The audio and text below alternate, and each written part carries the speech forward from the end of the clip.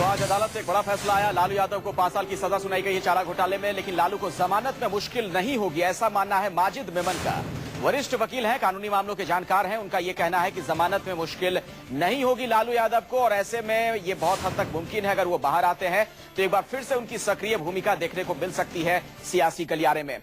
पूरे मसले पर हम बातचीत करें, हमारे साथ लगातार हमारे मैनेजिंग एडिटर अजीत अंजुम बने हुए हैं, प्रशांत गुप्ता भी हमारे साथ जुड़े हुए हैं आरजेडी दफ्तर के बाहर से। प्रशांत, मैं आपसे समझना चाहूंगा बिहार की राजनीति पर इसका क्या असर होगा, इस पर तो तमाम हमने चर्चाएं की, लेकिन अगर केंद्र के लिहाज से बात की जाए तो क्या आने वाले दिनों में आपको ऐसा लगता है कि हाथ का साथ लालटेन को ही मिलेगा या तीर पर निशाना साधने की कोशिश की जाएगी कांग्रेस की तरफ से?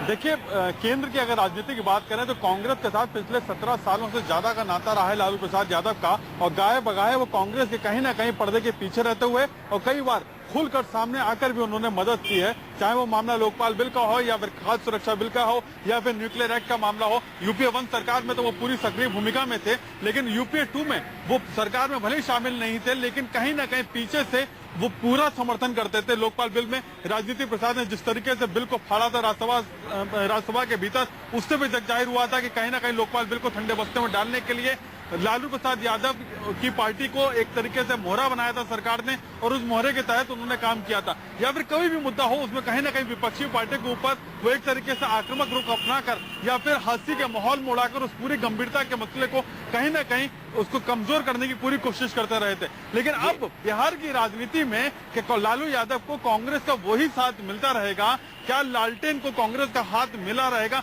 इस पर अभी संशय बरकरार है। नहीं, बिल्कुल संशय बरकरार नहीं है। मैं प्रशांत अपनी तरफ से कह रहा हूं, मुझे कांग्रेस के किसी नेता ने ऑफिशियली कुछ नहीं कहा है, लेकिन राहुल गांधी का जो तेवर है जिसमें अध्यादेश को फाड़ने की बात अगर राहुल गांधी कहते हैं और वही राहुल गांधी अगर लालू यादव के साथ किसी तरह का गठजोड़ करते हैं तो इससे बड़ी हिपोक्रेसी कुछ नहीं होगी। इस अंदाज पर मैं आकलन कर रहा हूं कि किसी भी सूरत में कांग्रेस बिहार में लालू यादव के साथ तालमेल करके चुनाव नहीं लड़ेगी। मैं जोखिम लेकर ये पहले बोल रहा हूं किसी कांग्रेस नेता से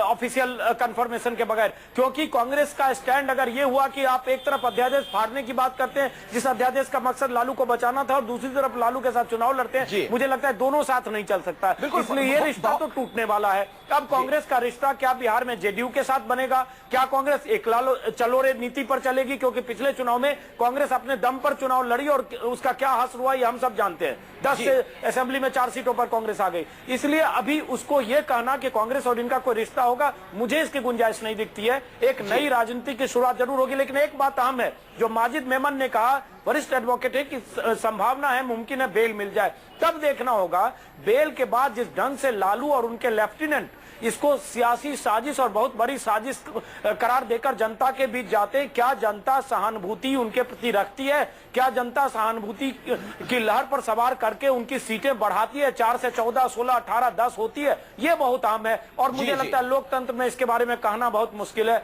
कोई आश्चर्य नहीं कि अगर जनता सहानुभूति में उनके साथ खड़ी हो जाए, क्योंकि एक मुस्लिम यादव समीकरण एक वोट बैंक लालू यादव का था, वो वोट बैंक इससे छिटक जाएगा, इसके बारे में अभी कयास लगाना थोड़ा जल्दबाजी होगी। बिल्कुल, और लोकतंत्र में जनता की ताकत सबसे बड़ी ताकत होती है। ऐसे में अगर लालू यादव के साथ गोलबंद होती है बिहार की जनता तो हो सकता है फिर से कुछ नए सियासी समीकरण देखने